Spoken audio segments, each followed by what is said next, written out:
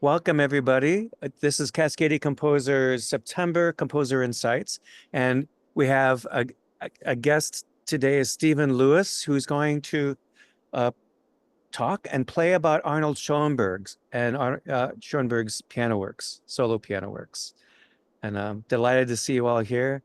Thank you, Stephen, and take it away. Thank you. Yeah, thank you. Thanks for letting me take this slot. It's perfect timing, multiple ways. I'm playing a recital of all of Schoenberg's published solo piano music, along with his students Alvin Berg and Anton Webern, here in my home studio in a week and a half on Friday, September 20th and Saturday, September 21st. I'm also playing it down in San Francisco this weekend on a friend's house concert series down there. It's also good timing because of the occasion for why I'm doing it now. 2024 is the 150th anniversary of Schoenberg's birth. And not only that, but he was born on September 13th. So we're almost exactly at the 150th anniversary to the day. And yeah, and I wanted to bring at least some of this music to Portland. Usually classical music culture loves its anniversaries. If it's Beethoven's 200th anniversary, there's a million concerts of Beethoven, even though there's usually a million concerts of Beethoven anyway.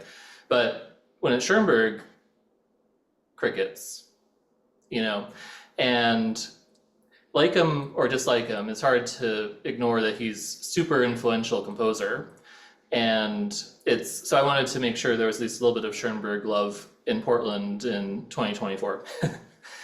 And yeah, so tonight I wanted to dive into more about Schoenberg as a composer and how he approached composing and how and why he developed his atonal style or his antitonal style, as I like to say, and then developing it into the 12-tone system that he's really famous for. And so before I go further, I'm just curious to the people who are here, how many of you would say that you know Schoenberg's music pretty well? You can give like a thumbs up or a wave. And how many of you feel like you don't know it very well? Okay, it's a little bit of both. And with a composer like Schoenberg, it's like most of us probably know best pieces like Verklärte Nacht and Pura Lunaire, maybe those two more than any others, because those tend to get done the most. And a lot of his other pieces are a bit more obscure. Okay, so that's good to know. So Schoenberg, like most composers, we can look at his music and think about it in various periods or phases. And Schoenberg's solo piano music, at least the music that he published, none of it comes from his first period. So Schoenberg's first period is the one that we say he's still writing tonal music in that. And that's where he composed pieces like Verklärte Nacht, probably his most popular piece, and also pieces like his first string quartet in D minor and his chamber symphony, the first chamber symphony. He does have some unpublished tonal piano works, but I think some of them are kind of nice, but I can see why he didn't really put them out there. I think with Schoenberg's piano music, for the most part, they seem to be for him a bit of a experiment or laboratory for trying things out. And Schoenberg, he's a little bit unusual among the really famous composers in that he was not actually a pianist at all. His instrument was the cello, which sets him apart from most of the famous dead white male European composers we know about. So when he approached the piano, it wasn't from the same perspective that people like Beethoven or Chopin or Brahms did, knowing the instrument, how to play it well. Schoenberg approached it as an outsider, and he writes extremely well for it.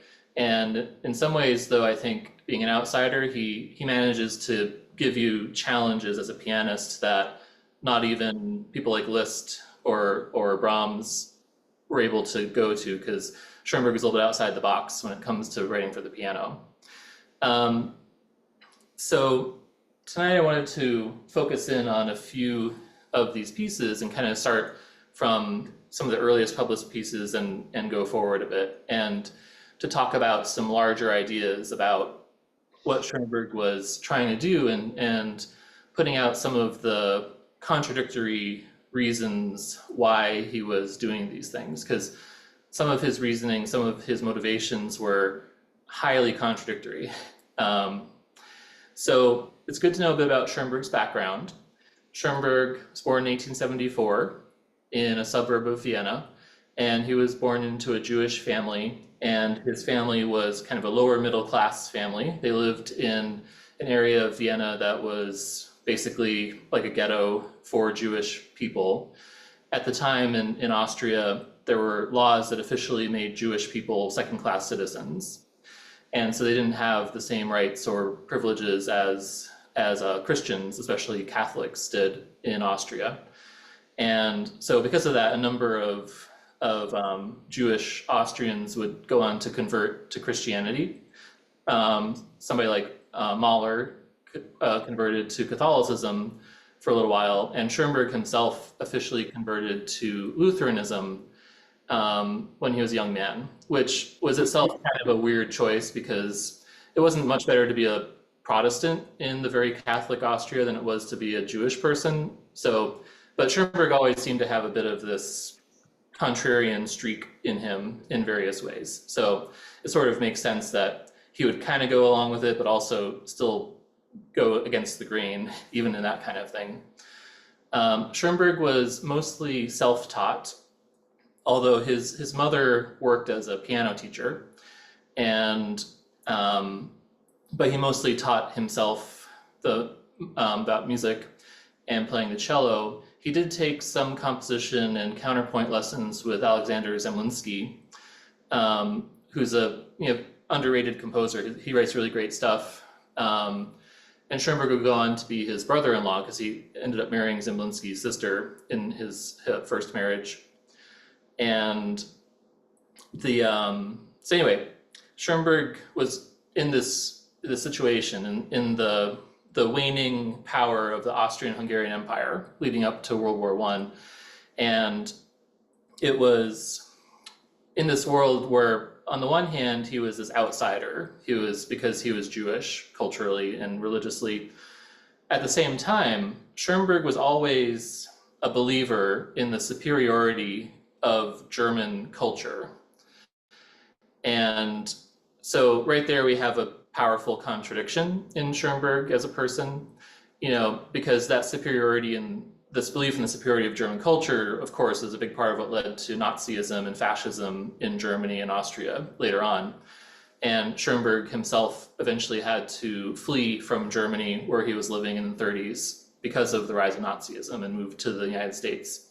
But even after that, he never lost his belief that, despite what was happening with the Nazis in Germany, he still believed that German culture was just superior inherently to all other cultures in the world.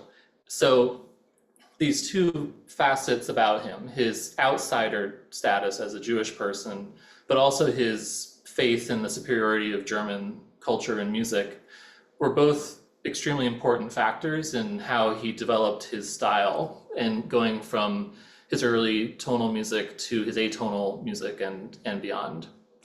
But I wanted to just talk a little bit about this division, these ideas of tonality and atonality a little bit, just to see where they come, what's going on here a bit, and why Schoenberg would make this choice.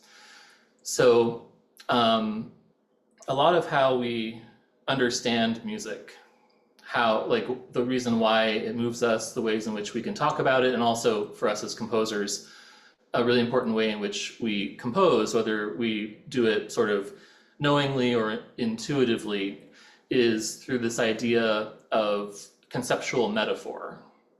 So conceptual metaphor is a metaphor that we use to understand important ideas by relating it to some other more basic feeling or action.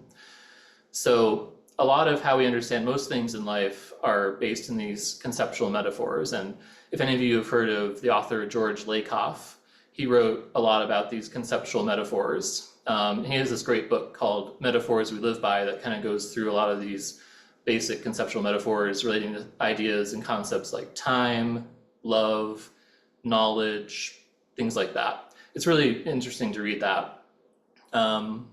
These conceptual metaphors are also how we make sense of music. And one of the most basic ones, which is a good example, is the idea of pitch space. So pitch space is a metaphor. And in this metaphor, in order to help us to understand the differences between different sounds, we use the metaphor of vertical distance, right? So we talk about notes being high notes or low notes, and the difference between notes in the octave, we say one's higher and one's lower. Now, that's a metaphor because if you really think about it, there's nothing that's literally higher or lower in actual space about those notes. And in fact, some cultures have flipped that on its head, and they think of what we call low notes as high notes and high notes as low notes. And one of those notable cultures was ancient Greece, like the time of people like Pythagoras and Plato and people like that. There's a certain logic to that too, because in general, humans who are taller have what we call lower voices, but since they're taller, it seems to come from a higher source, because it's literally above, say, children whose voices we call higher, but they're coming from down here. And you can imagine a world where if all we had were pianos, we might instead use a pitch space metaphor of right notes and left notes, because that's literally where they are in front of us. You know, and it's all a way to help us to talk about and understand these differences, because if you imagine taking away this metaphor of pitch space, how would you compare two different notes? It's hard to do it, right? It's a little bit like trying to describe the taste of a strawberry without mentioning a strawberry. It's pretty hard, right? A lot of our experiences are hard for us to encapsulate in words, and sometimes we use these metaphors to bridge the gap there. So pitch space is this very basic metaphor, and so is a metaphor of time. In music, we think about there being states or events. So a state, like in a Beethoven symphony, we start in E flat major, and states are like locations. So if we then go to B flat major, we are moving. So changing states is like moving in reality. You know, the way I teach things like modulation to my students is like, you know, you can sort of briefly drive through Washington and come back to Oregon, and you haven't really modulated, you've just gone through it a little bit. Or you can like take a weekend trip to Seattle and then you've really gone to Washington. That's kind of the difference between briefly skirting through a different scale and really modulating to a different key. So this metaphor is of going to different places. Now, these metaphors can become more elaborate and applied to other facets. So for instance, kinds of textures like counterpoint or homophonic textures, we think about these in terms of social relationships. So if you think about how we would describe counterpoint, especially well-written counterpoint, we'd say that there's a balance between the individual line and the collective or communal harmony between the lines. And that is really describing a social situation. It's like you're describing a group of four people if there's four voices, and they each have their individuals, but they're also relating to each other. So counterpoint is like this kind of metaphor. Homophonic textures are like that too. We say that the melody is being supported by the bass and the texture. So in that case, it's like we have one person who's the most important and everybody else is there to support them. Now, there's multiple ways we can understand all these things. So this is just a few of these metaphors. Now, so when we come to tonality and anti-tonality or atonality, if we think about what tonality is about, and Schoenberg, of course, is really especially interested in the idea of dissonance, of unstable sounds or even harsh sounds. In tonality, every dissonance is supposed to resolve to a consonance. And beyond that, even every note that's not the tonic is at least somewhat dissonant, even the dominant or the mediant notes. Everything comes back to the center. And if we think about that, it's very hierarchical and it's very demanding. Like a composer doesn't have to resolve a dissonance, but if they don't, we feel unresolved, right? And sometimes composers leave us that way on purpose. Schumann likes to end movements sometimes on a dominant seventh chord, and that's on purpose to make us feel unresolved, right? The fact that pieces don't always resolve doesn't change our feeling that it should resolve. Now, what that maps onto, and this might not be the nicest idea, is onto monarchy or autocracy. The idea that one person or one type of person is the right kind of person, everybody else needs to resolve to them. And throughout history, we've had lots of different examples of this kind of thing, including still today. And I understand a number of you came in from watching the presidential debate, so this issue is not done with by any means, right?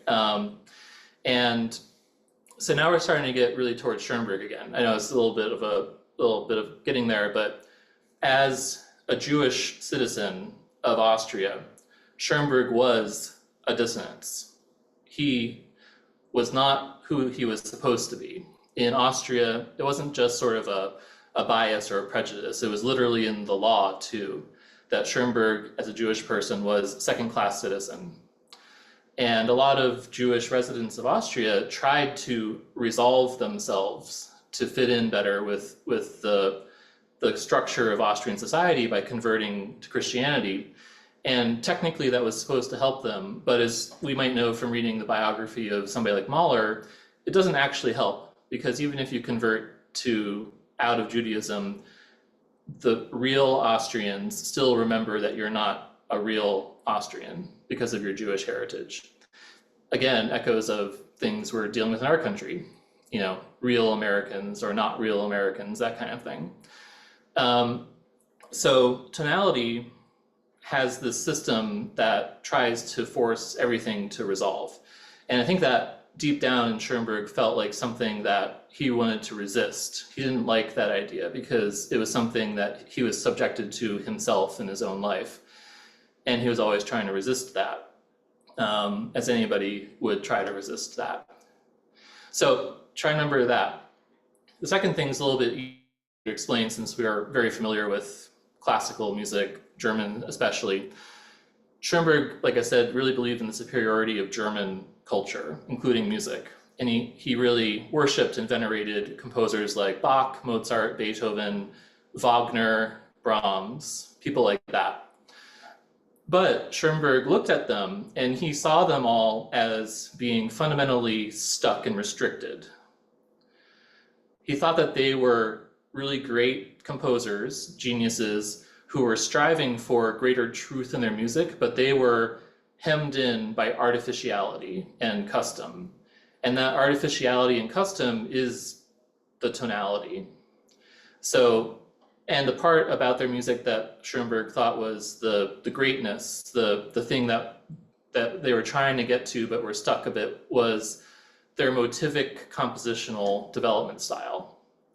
So this is the classic thing that a lot of us learn when we think about how Beethoven puts together his symphonies or string quartets, about how he bases so many things on the same motives and how the motives are very important and very powerful compositional devices and give his pieces their identity and also according to some people, are why, say, Beethoven's symphony is a better piece of music than some forgotten symphony by somebody else, because it's not just, the idea is it's not just because that's how history selected people, but because it's in the working out of how this was going on.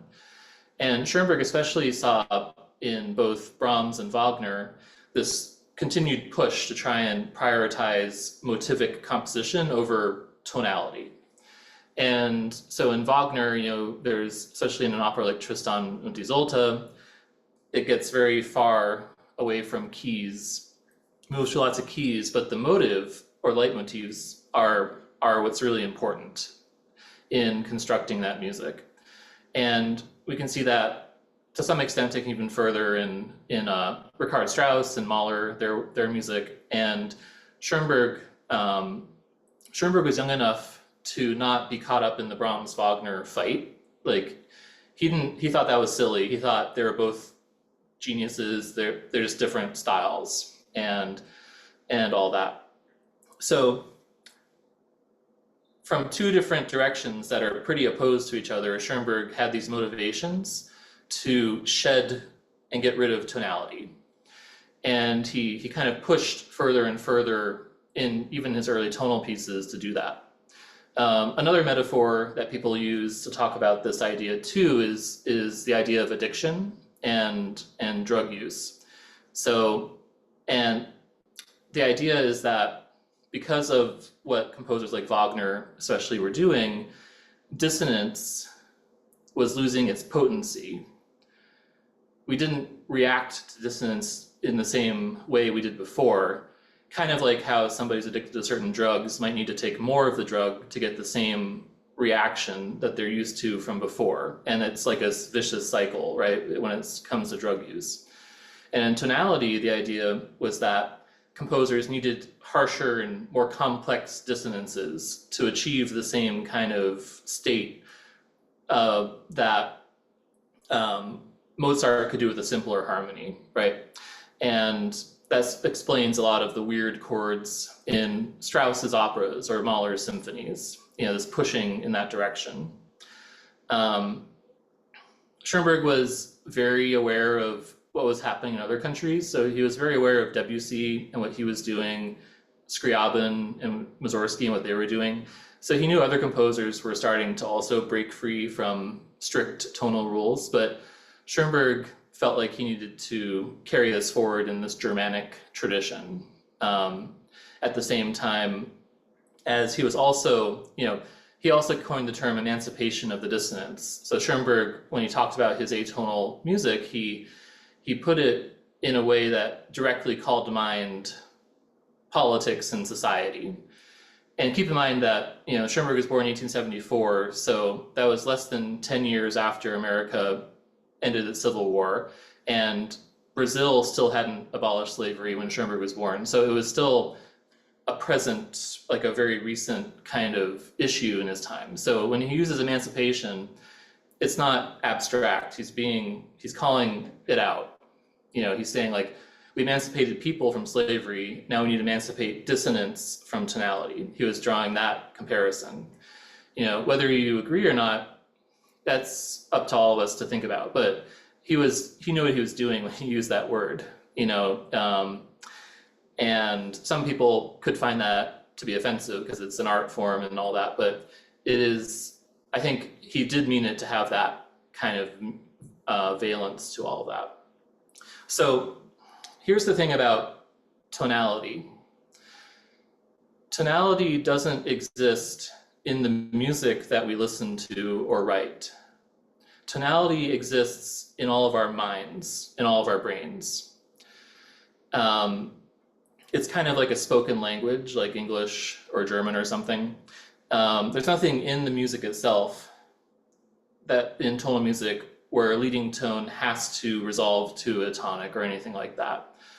It's all in our experiences, in our expectations. It's how we've been shaped to see the world and to hear the world, I should say.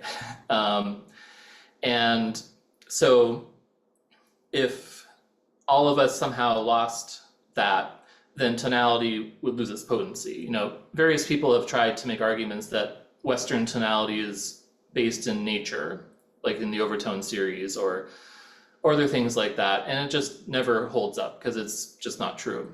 The easiest counterexample is the existence of other cultures of music in the world that don't have harmony or intonation at all based on the same principles or intervals that we do, even though they know about the overtone series too. You know, the overtone series is part of nature and how objects vibrate and all that, but it doesn't mean that our tonality is natural or scientific or anything like that.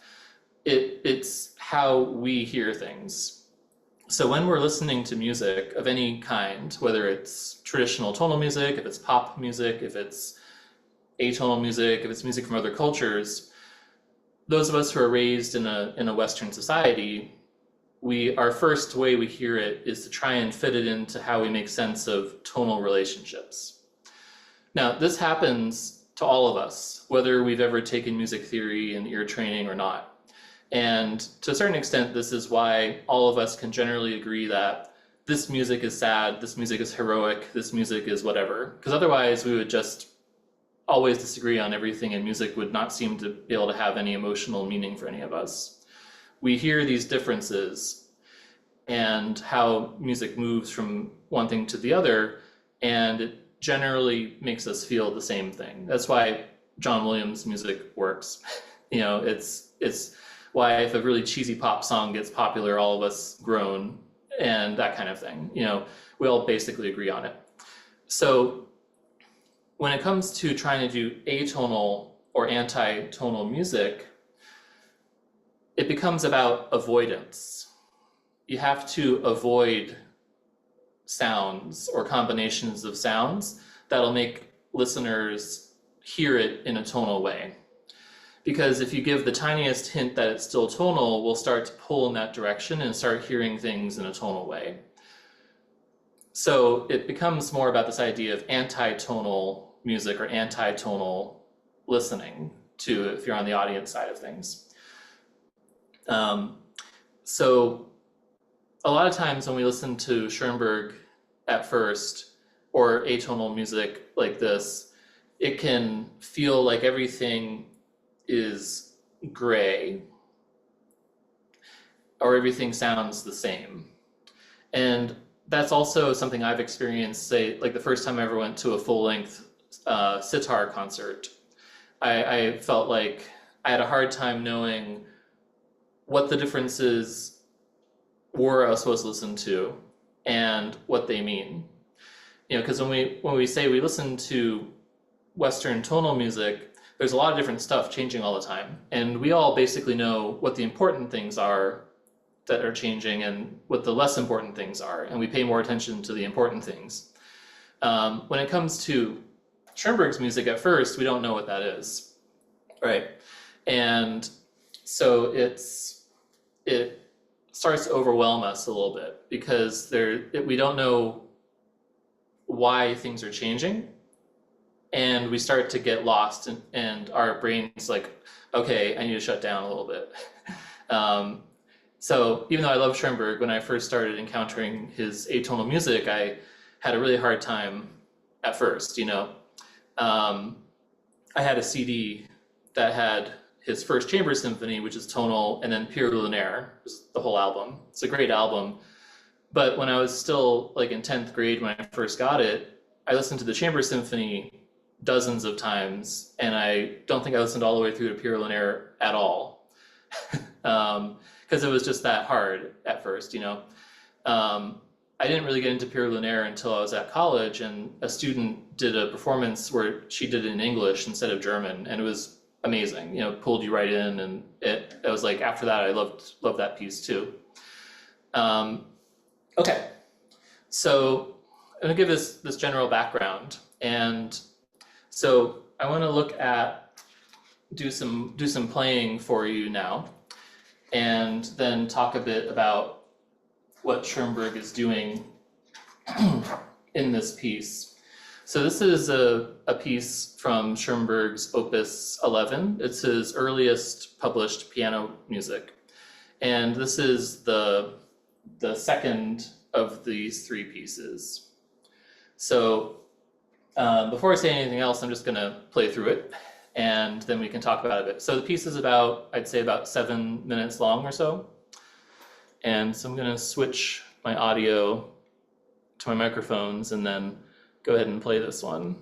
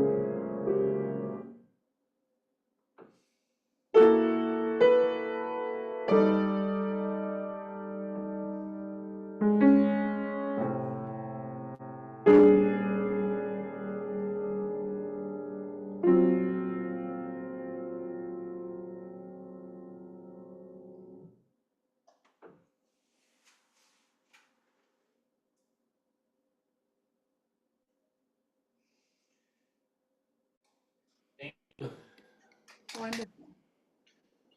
Yeah, so I wanted to pick that one first to talk about because, this Opus 11 is the first of Schoenberg's opus sets that we generally consider to be completely atonal. This is the first piece that's completely atonal. The Opus 10, which is his second string quartet in F sharp minor, the second two movements are atonal as well, even though the fourth movement comes back to F sharp major by the end too. But that's the one that famously has the soprano coming in and singing about how she feels like a breeze from an alien planet, I think is the translation. So Opus 11 is the first opus where all three, everything in it is atonal.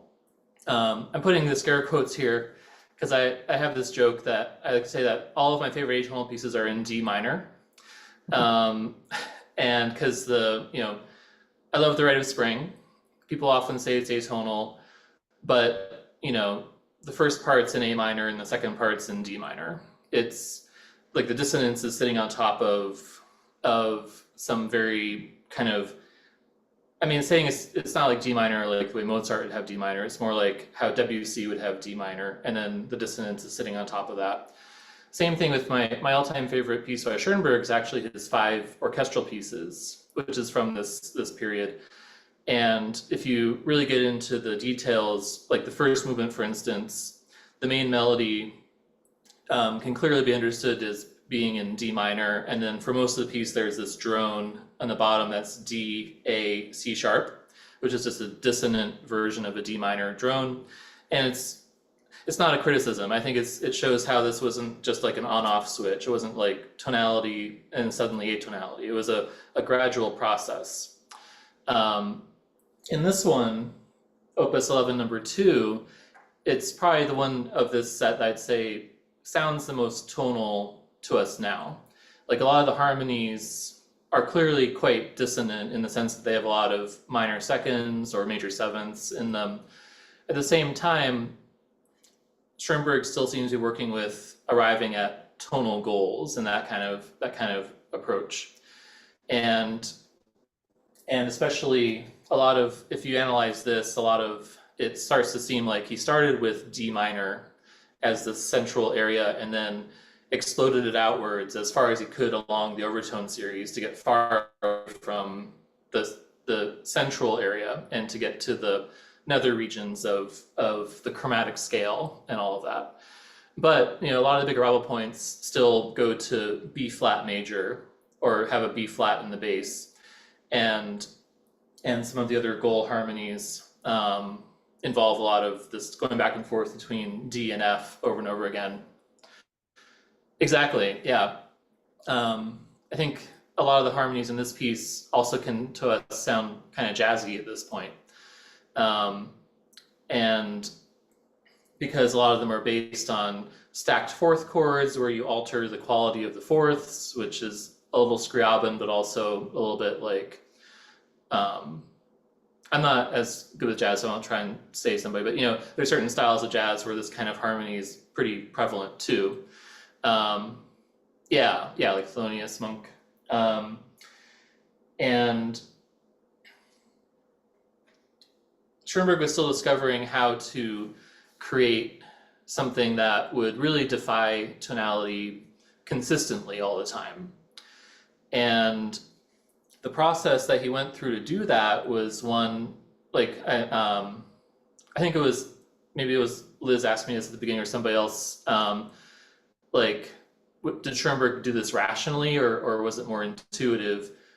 And it was a combination of both of those things, including some fairly strong superstitions, especially about numbers. Schoenberg was very superstitious about the number 13, and to the point where it may have spooked him so much that it might have triggered his death, because he died in 1951 when he was, I guess, 76 years old, and he had always been afraid of his birthdays that were multiples of 13. So like he really freaked out when he was turning 65, for instance. But then his numerologist, and he had a numerologist, told him about how, well, you're 76, 7 plus 6 is 13. And that terrified Schoenberg. And he ended up dying on Friday the 13th in July of 1951. And maybe he would have died anyway, but it could have stressed him out so much that it hastened his demise on that day. He was also born on the 13th. So he died on the 13th and was born on the 13th. So with 12-tone, with Schoenberg's style, we often associate it with the 12-tone row system, which we often analyze or write out with numbers. And for Schoenberg, numbers were not just a dry, rational, mathematical thing, but they had a real power over him, and like in this numerological, mystical kind of way. So it's not even just intuition, rationality, there's also superstition in the mix as well. But what he did realize gradually was that certain things led people back to hearing things tonally. And some of those are very obvious. Like if you put a lot of major triads in a piece, it'll start to sound tonal, And in a very loose nutshell, that's sort of how we get composers who write very dissonant harmonic languages but sound completely tonal, like somebody like Prokofiev or Shostakovich, people like that. Like they add their dissonance onto very clear tonal structures, right? Very clear chord progressions. Schoenberg wanted to not do that.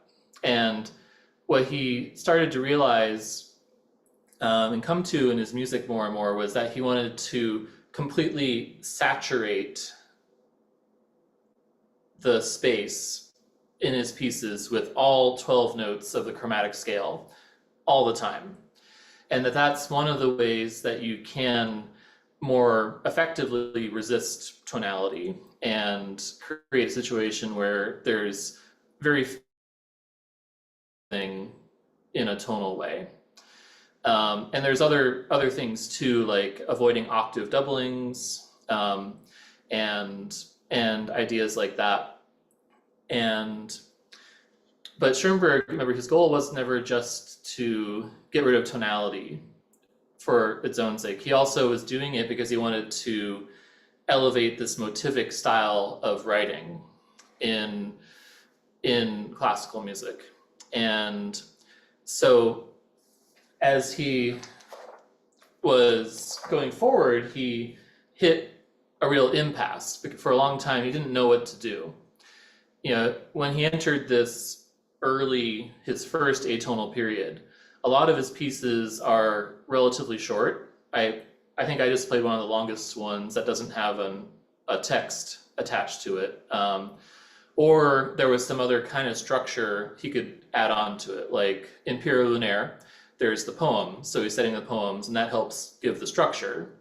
Or in his monodrama Erwartung, he has the plot, such as it is, the libretto to set, and that gives him the structure to make it longer. But otherwise, his pieces tended to be pretty short in this period. I think he had a hard time knowing how exactly to develop this new kind of material. And for a while, he actually contemplated totally switching to an entirely different art form, to becoming a painter.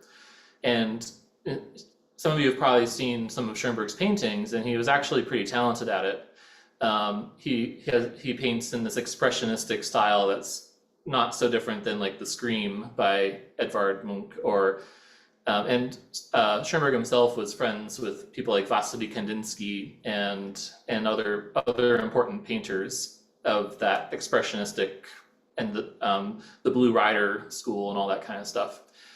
But Schoenberg did eventually come back to composing because, as he put it, he felt like he had a lot of beginner's luck with painting.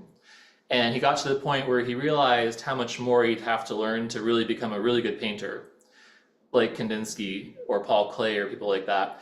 And then he realized he already had done that work for composing. He didn't want to do it again for painting, so he came back to composing. I think many of us may have experienced that maybe during the pandemic, trying something new. We're like, oh, this is great. And then we get into it and we're like, this is really hard. It's going to take me a long time to really get good at this. I think Schoenberg had that with painting for a little while.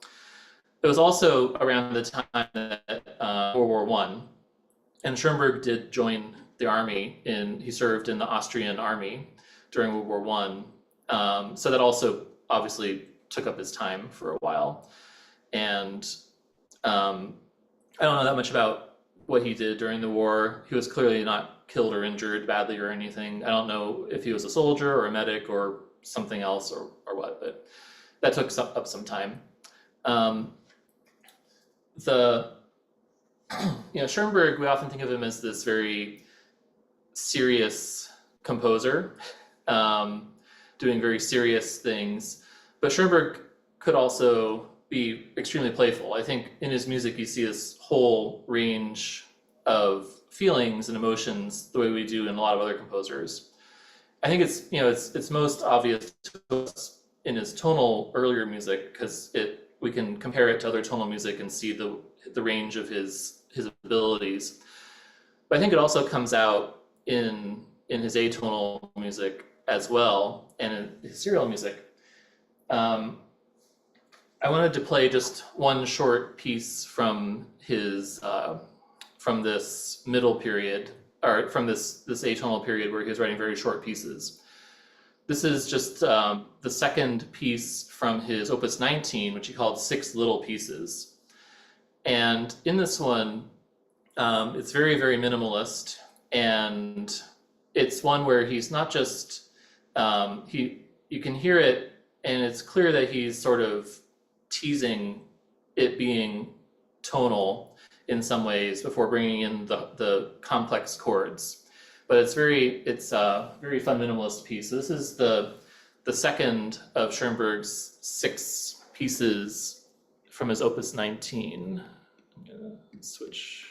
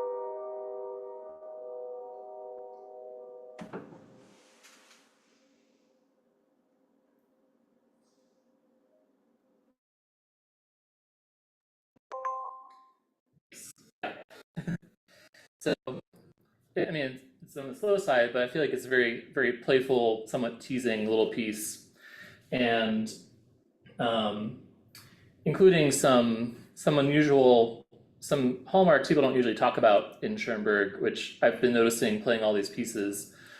We don't usually think of the whole tone scale as something associated with Schoenberg. We think of the whole tone scale more as something Debussy would use a lot, or other French composers.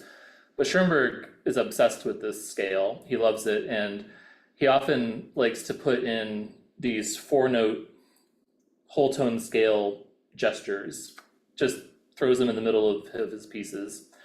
And so they're in Opus 11, they're in this one, right here near the end. This little fake resolution to C major that kind of goes down the whole tone scale to get there. But this piece is also a good example of what Schoenberg could do at this time. This is very brief. There's kind of only one real thing going on. You could say this piece is not just a piece, but it's only one phrase, really, almost. And that's kind of all he felt like he could do with his material in a piece like this. So in order to come back to writing pieces that had more substance, they're more substantial, that's really the driving force behind him starting to develop the 12-tone row method of composing.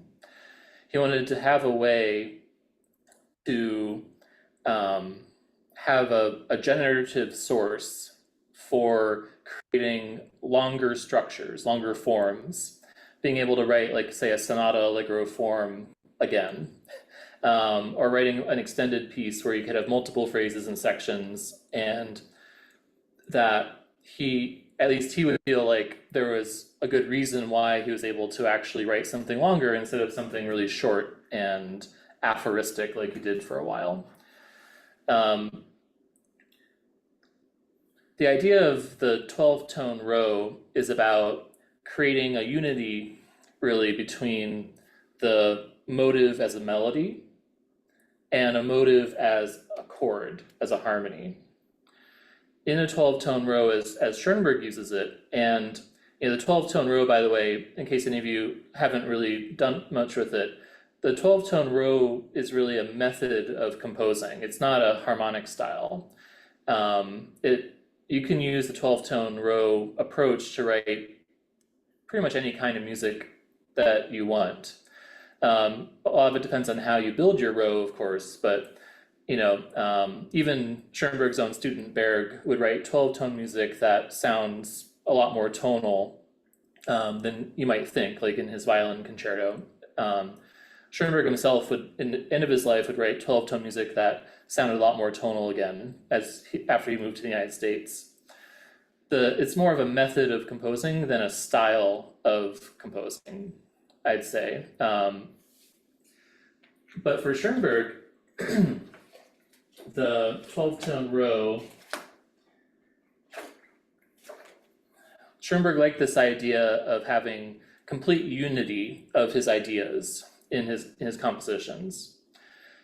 And so he would construct his tone rows by taking the motives and the harmonies that he wanted and putting them into the row. And so it wasn't sort of a random or arbitrary process of coming up with an order for the 12 chromatic notes, but it was based on harmonic and melodic ideas that Schoenberg wanted to have happen in his row and in his pieces.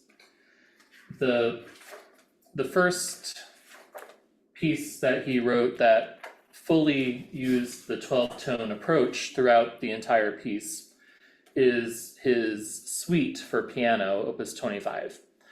And of all of Schoenberg's pieces, I'd say, in my opinion at least, that this is clearly his masterpiece for solo piano writing. I love all the pieces, but this one, it just has, like the other pieces, you can sort of feel some rough edges. You can tell Schoenberg was experimenting, trying things out, and it's great, but it's also a work in progress. But the suite feels like it's the total package of a piece, you know. It's it's like it's like how Beethoven's first three piano concertos are all pretty great, but then the fourth concerto is like, that's complete package, you know.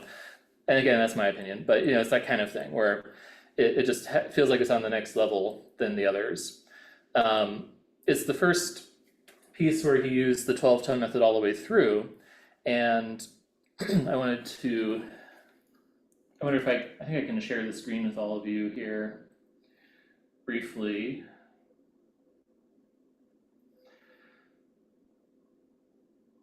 So can you all see this?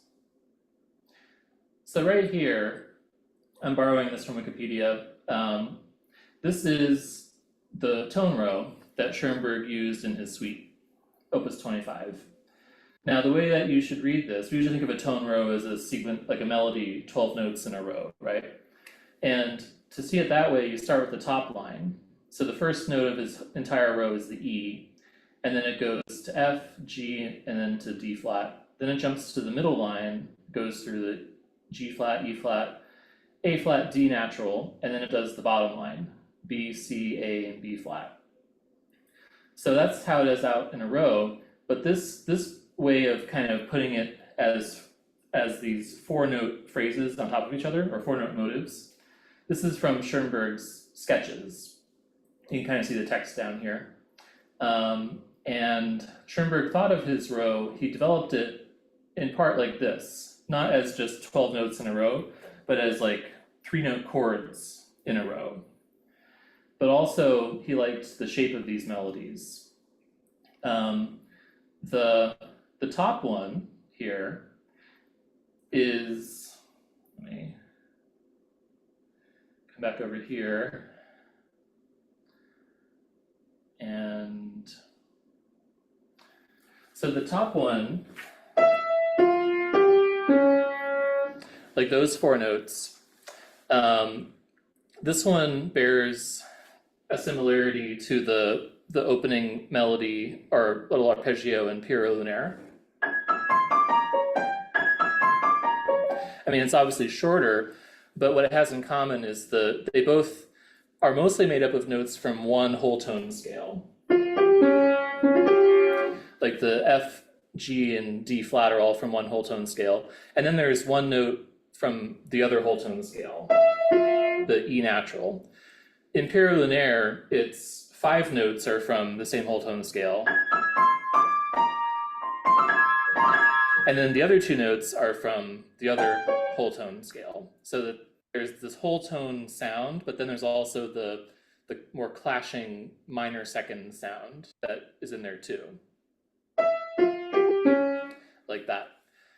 The middle line, E flat, or G flat, E flat, A flat, D, has a nice distinctive shape to it, but it's also, strangely enough, kind of reminiscent of a dominant tonic relationship if you're in E flat minor.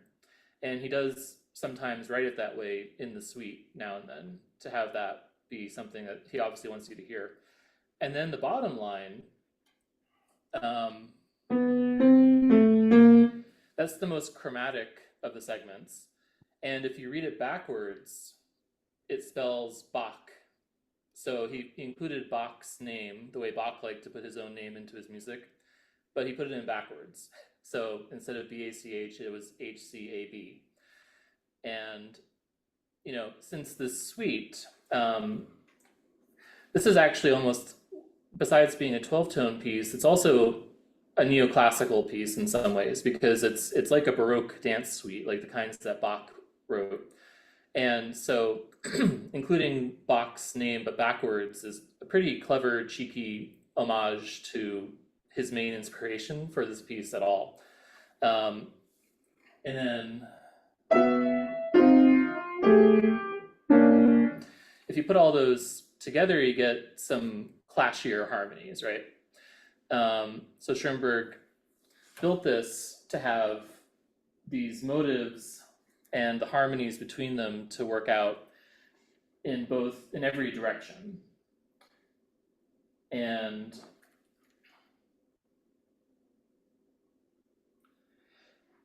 How many of you have ever had to make a magic square from a tone row matrix?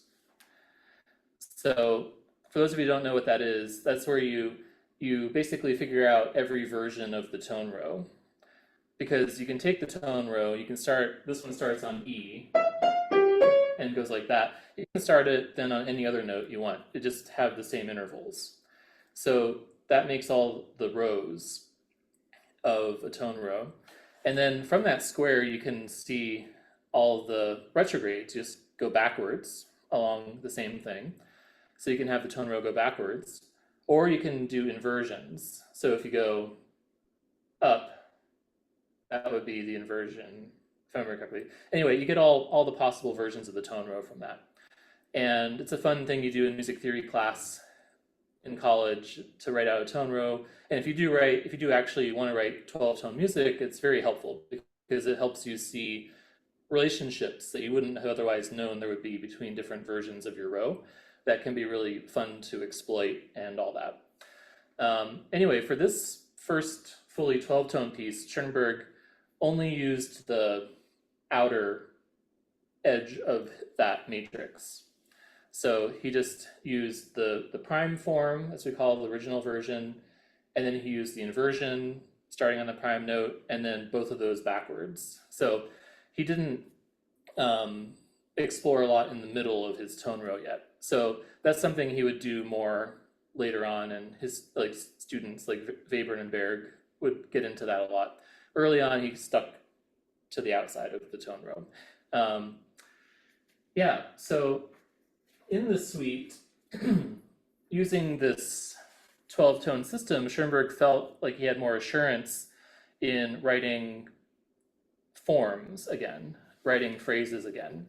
And for this first piece, where he did that, he used this form genre of the dance suite, the Baroque dance suite, as in part, I think, so that it provided a kind of clear structure for him to work against. So in the suite, there's a prelude, and then there's a gavotte, and gavottes, and then there's a musette, like the let's see if I can remember. Yeah, like that kind of movement, like the bagpipe thing. Then he has a movement that's kind of an odd one out. It's a romantic intermezzo, which is obviously not a Baroque thing. And then he has a minuet with a trio. And then finally he finishes the suite with a gigue. And of all of Schoenberg's piano pieces, this is the only opus that ends in a big, loud, definitive bravura virtuosic way. All the others kind of like peter out by the end. So it's the natural one. When I play my recital, I'm going to finish with the suite because it's the best piece to finish with, besides being, I think, the masterpiece. But when he was composing it, he was able to take this very, admittedly very abstract idea of the 12-tone row with his different atonal motives and harmonies, and then he was able to take all of the tropes, all of the kind of rhythmic and textural metrical ideas that make us think that sounds like a gavotte, that sounds like a musette, that sounds like a minuet, and he was able to put his 12-tone idea onto those ideas, onto these things we all know about. So as a way for him as a composer, and I think also for us as listeners, to make sense of how the tone row interacts with how a minuet tends to work. And later on, he would write pieces that were larger scale, more abstract, like his third string quartet and his fourth string quartet are totally 12-tone, and they're much more like a Beethoven or Brahms string quartet. They're abstract pieces that just work on their own terms. But in the suite, he wanted this kind of historical reference to kind of work against a bit. And so I wanted to play the minuet movement for you. And yeah, so let me play it first, and then I'll talk a little bit more, and then we should have a little bit of time for some questions, probably. So let me go ahead and play this.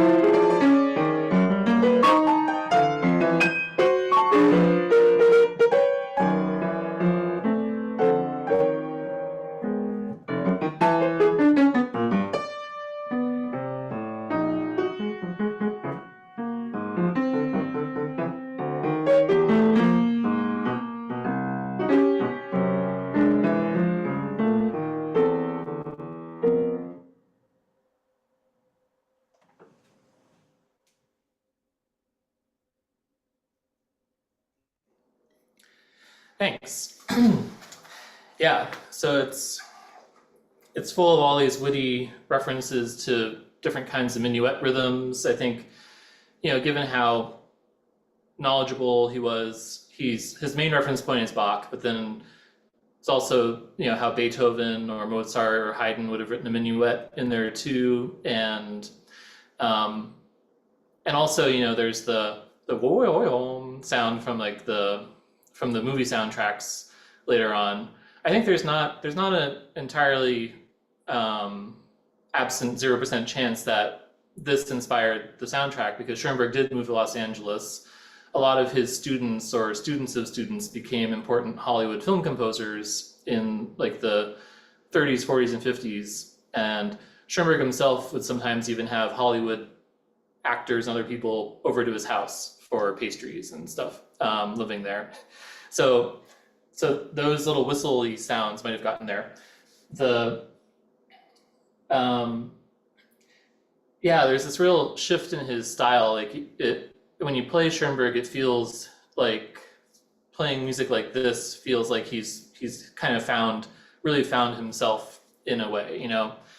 It's similar, like as a pianist, like if you're playing Beethoven, like his early period sonatas are often really great music, but then when you play the Appassionata or the Waldstein, it feels like this is even more arrived. This is even more who he is than those earlier pieces are. And you get that feeling here too, like he feels like, now I feel comfortable. I really feel comfortable writing this way. I'd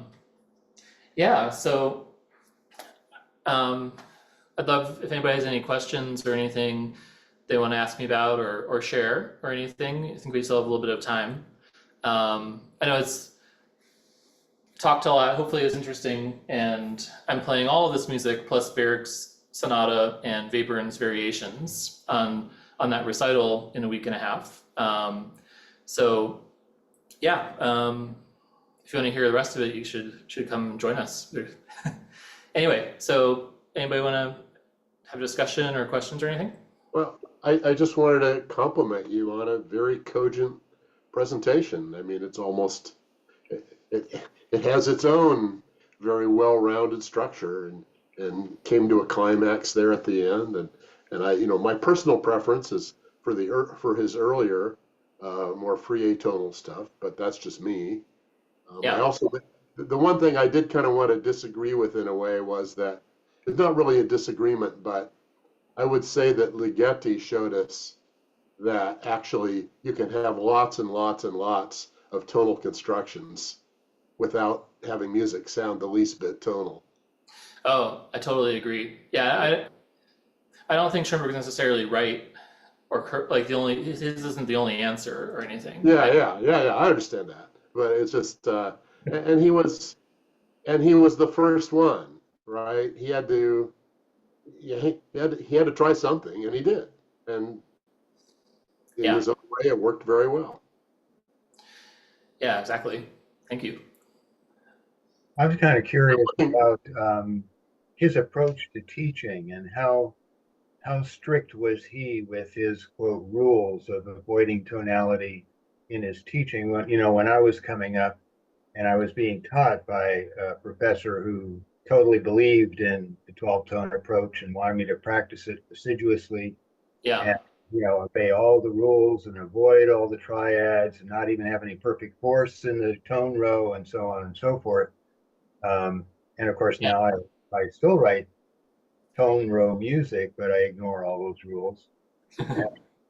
I'm just curious, like, what was his perspective toward the end of his life and in his teaching about the rules related to 12-tone writing? So in his teaching, he was definitely not at all dogmatic about teaching his 12-tone system to his students. He didn't require that they use it. He didn't require that they write tonal music even. He had a lot of respect for composers that he felt were composed with their voice, even if it was in a very different style. Like, for instance, he thought George Gershwin, who he became friends with and played tennis with once he moved to Los Angeles, he thought that Gershwin was a perfect style, like that he was amazing, no notes, didn't like, he thought, so obviously a very different style than Schoenberg's 12-tone, atonal music at that point. He wrote that in his writings that what he was dogmatic about was he believed there were certain good principles of composing that go back to Bach and Beethoven and etc. So he did teach composition by basically he used Beethoven's piano sonatas as his primary textbook of how to compose. So he was dogmatic about certain things, but if you took what he taught you and wrote tonal music, he didn't really object, you know. I think as a teacher, he seemed like he was very inspiring to his students. He attracted a lot of students. Not all of them became like Webern or Berg and followed him in his footsteps. But, you know, he also, of course, famously was John Cage's composition teacher for a while too. And you know, they disagreed on a lot, but yeah, he was not at all like the horror stories I've heard about mid-20th century American professors like Milton Babbitt or people like that who were serial tyrants, you know, forcing their students to write that kind of stuff. That wasn't Schoenberg's approach. He was also Lou Harrison studied with him. Oh yeah. Mm-hmm. Can you imagine two more different composers? Yeah.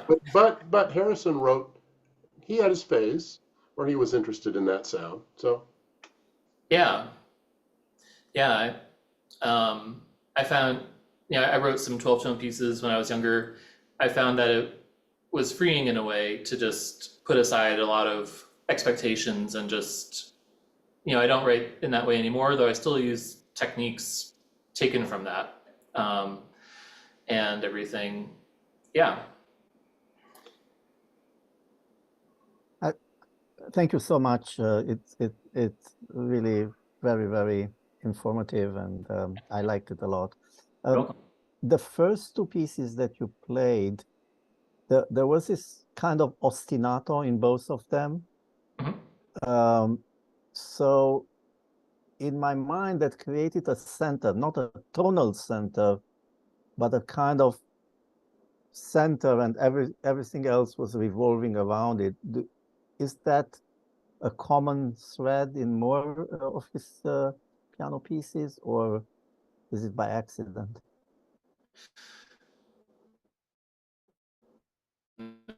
I played two of the pieces that have the most obvious ostinatos like that.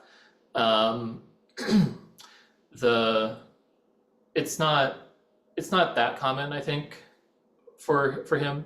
I think he uses ostinatos in other pieces sometimes, like in the 5 orchestral pieces, he uses them in the first movement, especially to build up the texture and that kind of thing. But it's not central to most of his music the way we think of Stravinsky using ostinatos as a very central part of his style. I think it kind of depends on whatever he had in mind. Like, it's, you know, with an abstract piano piece, it's hard to know if he had an extra musical inspiration or something, but sometimes, like in Pierrot Lunaire, there'll be ostinatos, and you can tell they relate to some aspect of the text of that poem or something.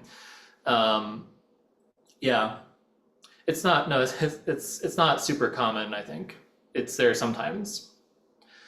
I was thinking he would try to compensate for the lack of tonal center by having something else that is kind of a reference. Exactly. Like Yeah, you can have like a center of gravity. In fact, I didn't bring it up tonight, but you know, one thing sometimes I think about is with Schoenberg that there's interesting comparison to some of the science that was being newly researched at the time of Schoenberg's life, like in the discovery of atoms, the discovery of protons, electrons, neutrons, and like in his 5 orchestral pieces, the third piece, the Farben, the colors, you have this chord, right? And it's, you know, it's a chord that if you pick it apart, it's like an A minor chord and an E major chord at the same time, kind of spread out over an octave and a sixth.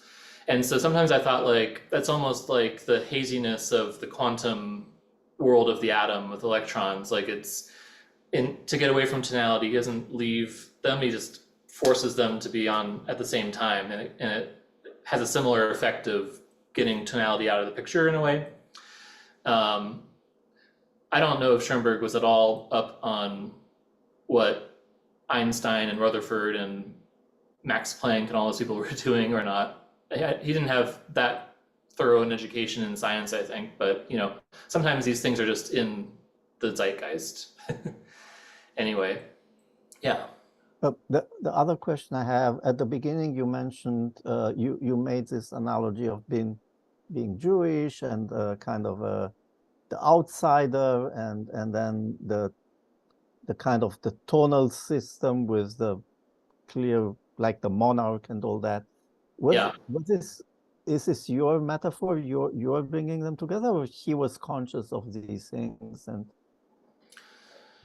Schoenberg was certainly conscious of dissonances or kind of shackled and subservient in the system.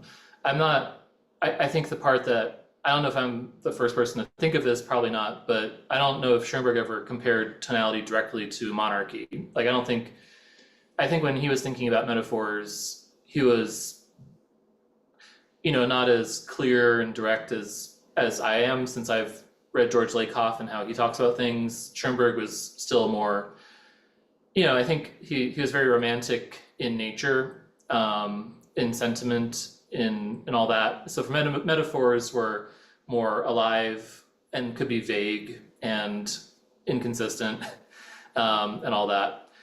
It's yeah, I do know, you know, if you read his biography or biographies of him, you do see that he clearly did feel like he was made to feel like he was a you know, outsider, a dissonance in society, and he clearly did not like it and often rebelled against it, and in various ways. So it was something that, you know, seems fairly clear was something he thought about a lot in himself. And he was also an extremely guy. And I think, you know, quite a lot of the animosity that eventually arose between general classical music audiences and avant-garde composers and musicians stemmed from how Schoenberg got very hurt and got very cruel to anybody who didn't understand what he was doing immediately. So he would be insulting, he would yell at people, at audiences. It just set this vibe that I can understand why audiences were like, oh, I don't want anything to do with this angry man, or his weird sounding music. You know, he didn't try and invite people in. He was more like, if you don't get it right away, you're not worth my time kind of attitude. And so that's part of why he had such a feud with Stravinsky, because, you know, Stravinsky's music is just much easier to take, became popular a lot sooner, you know.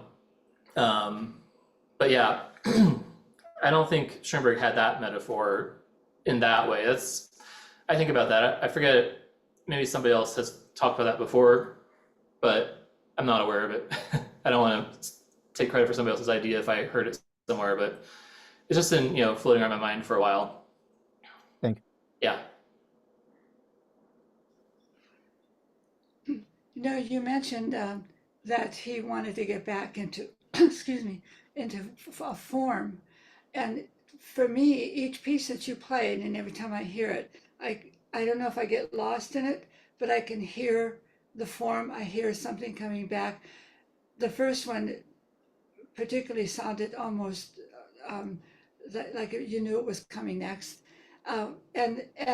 So it was interesting that he wanted to get back into a form. He had developed this, or he developed, or it came upon him, whatever, the intuitive atonality, but it still was in a form that was a predictable thing, that was, we were just waiting for that thing, and it happened, and it's, oh yeah, there it is. This is one piece, and it goes together.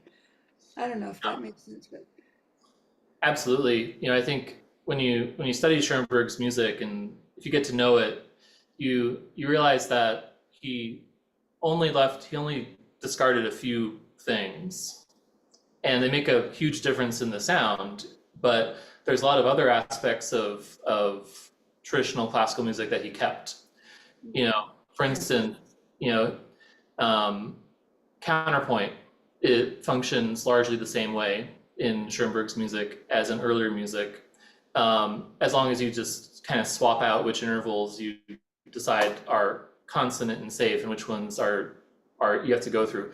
It's a little bit ironic because, in order to make the music sound atonal, he had to avoid tonal sounding things. So he was kind of just flipping the consonant dissonant hierarchy on its head almost, in a way, because it couldn't be just a equal distribution of all possible chords, because you'd latch on to the major chords, you'd latch on to the dominant chords or the minor seventh chords, and they would just pull you into a key.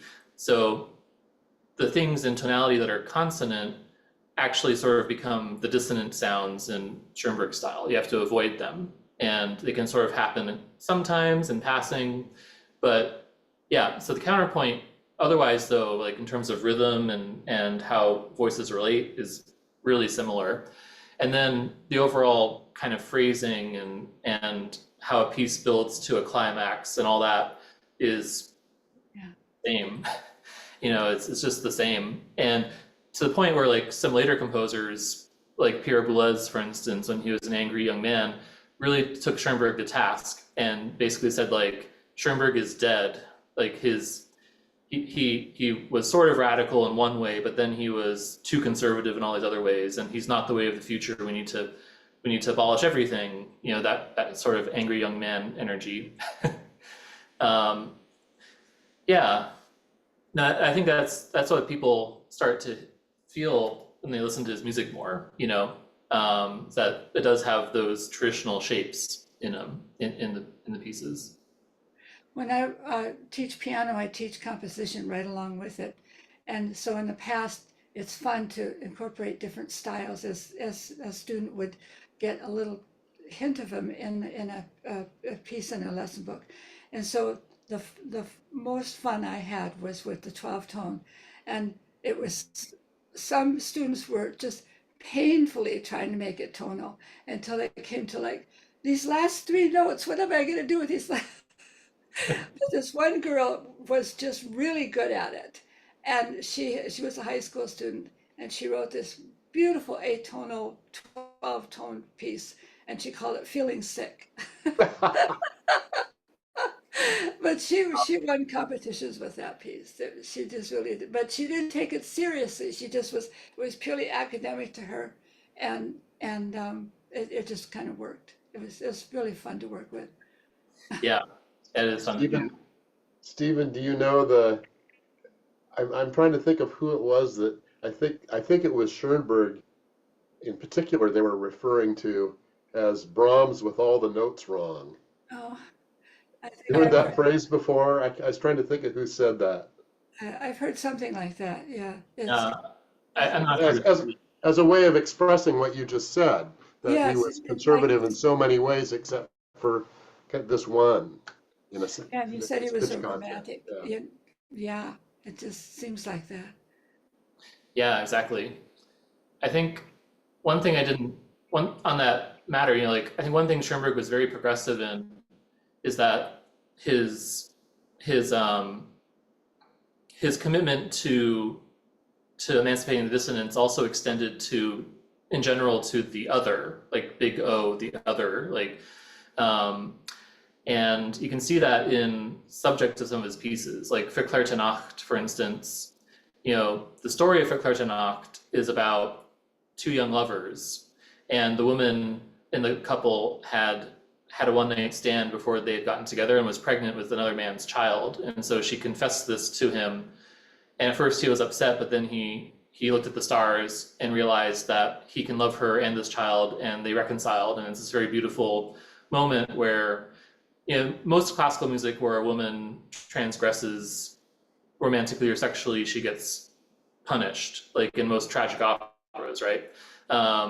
In this case, she gets accepted back.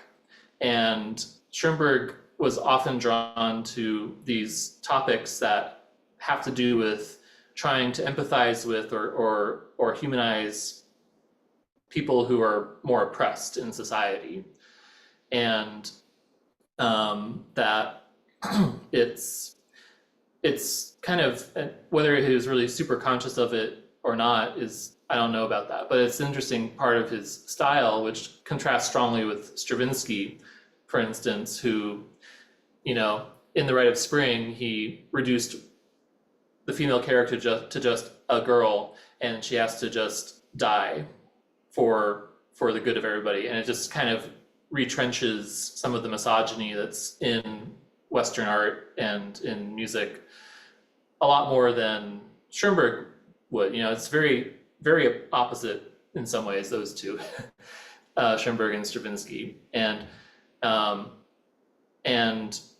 it's all messy, you know, and all that, but it's interesting to think about music that of that time on that level too, you know, because we don't think of that time as being that progressive, but you know, the Weimar Republic between World War I and World War II in Germany was extremely LGBTQ friendly, and there was a lot of really groundbreaking foundational research into those kinds of lifestyles that got totally, you know, obliterated and destroyed by Nazis, of course, but it was just surprisingly progressive. And Schoenberg was, I think, part of the scene that helped create that very open progressive time for a little while in the 20s in Germany and in Europe.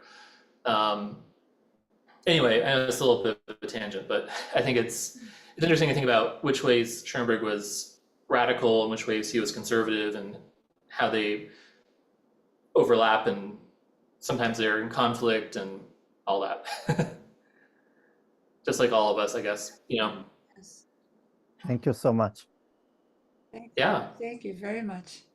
Yeah, you're welcome. Thanks everybody for being here. And yeah, I think, yeah, if you just Google my name and Schoenberg, if you want to come to my recital, you should be able to find the information out. I'd love to see all of you there.